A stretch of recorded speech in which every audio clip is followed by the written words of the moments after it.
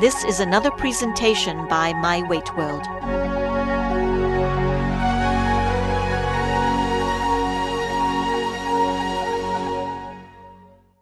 Food sensitivities and allergies, balancing nutrition and weight management. Food sensitivities, intolerances, and allergies is a wide-ranging and confusing topic.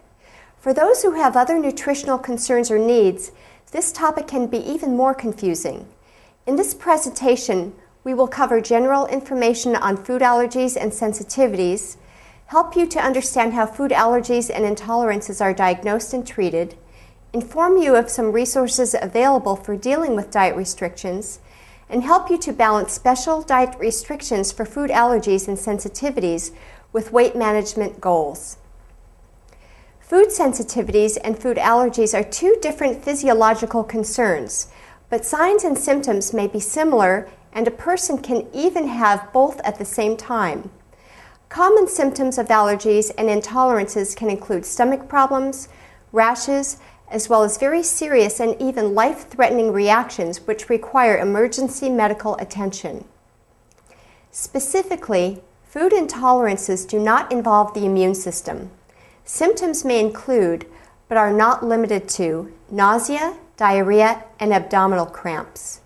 Food intolerances occur because of a difficulty in digesting parts of a certain component of a food or foods. Depending on the type of food intolerance, most people can eat small amounts of the problem food without side effects, except for those with gluten intolerance or sulfite sensitivity, who must strictly avoid these substances. Lactose intolerance is one of the most common food sensitivities.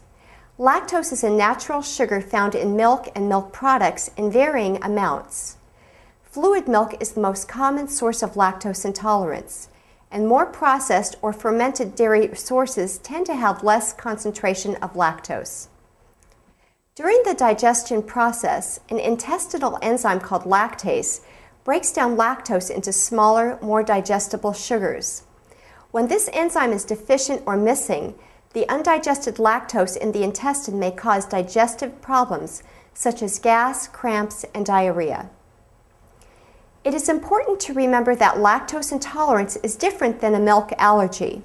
An allergy, including that specific to milk and milk products, is a reaction to the protein component, not the sugar lactose. In this case, all milk and dairy products must be avoided. However, those with lactose intolerance can still eat and drink dairy products if they choose, in varying amounts according to their tolerances. This is because the degrees of lactose intolerance vary from person to person, and the amount of lactose in dairy foods is also different, as well as the portion consumed at one time. For those who have lactose intolerance but would still like to include milk products in their diet, there are several options. One is to try using dairy products with meals instead of alone. Eat smaller and more frequent portions of lactose-rich foods. Use yogurt with active cultures, which may aid digestion of the lactose. Look for lactose-reduced or lactose-free foods available in many stores. Use a lactase enzyme supplement to add to foods or to take before meals. These are available at pharmacies, such as Lactaid. Consider using soy or other alternative milks, but be sure that they are fortified in calcium and vitamin D and have similar protein content to milk, usually about 8 to 10 grams per 8-ounce cup. If you are dealing with lactose intolerance, try, if possible, not to give up all milk and dairy products, since they are a rich source of several nutrients, including calcium, protein, B vitamins, and vitamins A and D, among other nutrients. However, if you do need to limit dairy foods, or if you have an increased need for nutrients such as calcium and vitamin D, a supplement might be a good idea. Consult with your physician and registered dietitian for specific advice based upon your individual needs. Another food intolerance, now more widely recognized, is gluten intolerance, also known as celiac disease or non-tropical sprue. This intestinal disorder results when the consumption of food products containing gliadin and gluten damage the lining of the intestinal tract. When damaged, the intestine is unable to absorb essential nutrients from our food. Over time, this malabsorption causes nutritional deficiencies and related health conditions, including iron deficiency, anemia, and osteoporosis, among other medical issues. Signs and symptoms of gluten intolerance or celiac disease may vary from person to person. Some symptoms include weakness and fatigue, loss of appetite, diarrhea, abdominal cramps, and slow growth in children. Celiac disease may occur at any age, but is most commonly diagnosed in adults. The primary treatment for celiac disease is a strict gluten-free diet. This is essential for the healing process to occur in the digestive tract and for symptoms and nutrient absorption to improve. This healing process may take months, depending on the extent of damage. It is also important to note that celiac disease must be diagnosed by a medical doctor with specific tests, including a biopsy of the intestinal tissue for confirmation. Foods to avoid with the diagnosis of celiac disease include those made with 4 specific grains: wheat, rye, oats, and barley. Note that even though a food may be labeled as wheat-free, may not mean that it is gluten-free. Also, there are some brands of oats that are specifically produced to be safe for those on gluten-free diets. However, it is important to read labels carefully and double-check with a registered dietitian or physician for guidance. For those who must follow a gluten-free diet, it is very important to consult with a registered dietitian who is experienced and knowledgeable in this area. Find gluten-free grains and food products in stores, as well as mail order or internet specialty stores. Careful food label reading is essential. Seek out local and national support groups for information and recipe sharing. This can provide you with valuable and practical information. And if eating away from home, it is often necessary to bring your own gluten-free foods because of the risk of cross-contamination of gluten-free foods with other foods that may have gluten in them. For example, even though potatoes are gluten-free, they may be cooked in the same equipment or oil as a breaded product. Some ingredients that must be avoided as part of a gluten-free diet include flour of all types, except from grains other than wheat, rye, oats, and barley, and labeled as gluten-free, modified food starch, hydrolyzed vegetable protein, malt and malt flavorings, cereals and cereal extracts, emulsifiers, stabilizers, and wheat starch. If any doubt, call the food company. Usually there is a website or phone number available on the product label for contact with the manufacturer of the product in question. There are numerous resources and websites for those with celiac disease needing to follow a gluten-free diet. Just a few are listed here, but these can give you a good start on obtaining a credible and practical information for living with gluten intolerance. Food allergies can also be serious medical issues. More than 12 million Americans may have a food allergy. That is about 4% of the population. There is no cure for food allergies. Strict avoidance of the food allergen and early recognition and treatment of a reaction to food is essential in order to avoid serious medical complications. Approximately 6% of children are diagnosed with food allergies. However, it is noted that some may outgrow food allergies by the time they become adults. More important facts about food allergies. Food allergies do occur more often in those with a family history of food allergies. True food allergies versus intolerances cause a change in one's immune system even though the person with the allergy is not sick. A food allergen is a protein in the food which sets off a chain reaction in the immune system, causing the body to release chemicals which result in food allergy symptoms. Signs and symptoms of food allergies may occur within seconds or up to several hours after eating the problem food. In very sensitive people, even the touch or smell of the food can cause a serious reaction. Symptoms of a food allergy reaction may affect the skin, respiratory and heart function, the stomach, and/or the intestinal tract. Diagnosing a food allergy takes a team effort between you and your allergist or primary care doctor. To help diagnose a food allergy, it may be suggested that you keep a food diary and corresponding symptoms for review with your physicians. Your doctor may also suggest eliminating the suspected food or foods for a certain time period to see if symptoms resolve. Other medical testing may involve skin prick tests, blood tests, or food challenge tests given in the doctor's office. Your doctor combines the results of these tests along with your medical history to make a food allergy diagnosis.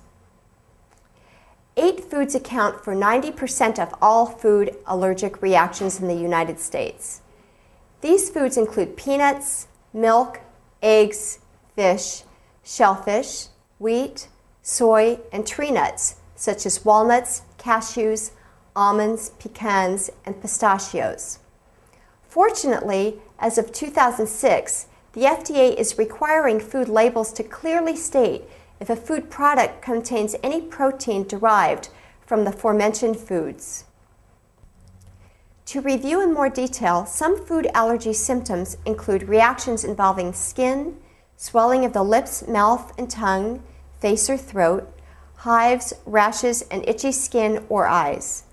Other signs and symptoms include sneezing and runny nose, coughing, wheezing, and breathing difficulty. Stomach and intestinal reactions include pain, bloating, vomiting, diarrhea, cramping, and gas. Other signs and symptoms may also occur. In some cases, a food allergy can be very dangerous and even life-threatening. This is called an anaphylactic reaction and must be treated immediately. Symptoms involve extreme itching, difficulty breathing, rapid heartbeat, and low blood pressure. The most common food causes of an anaphylactic reaction include tree nuts, peanuts, eggs, and shellfish.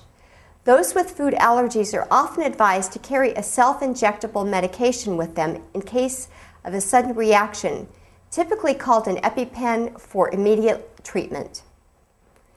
Several helpful food allergy resources, such as those listed, can be extremely useful to those living with food allergies in managing the various concerns and issues that affect all areas of life.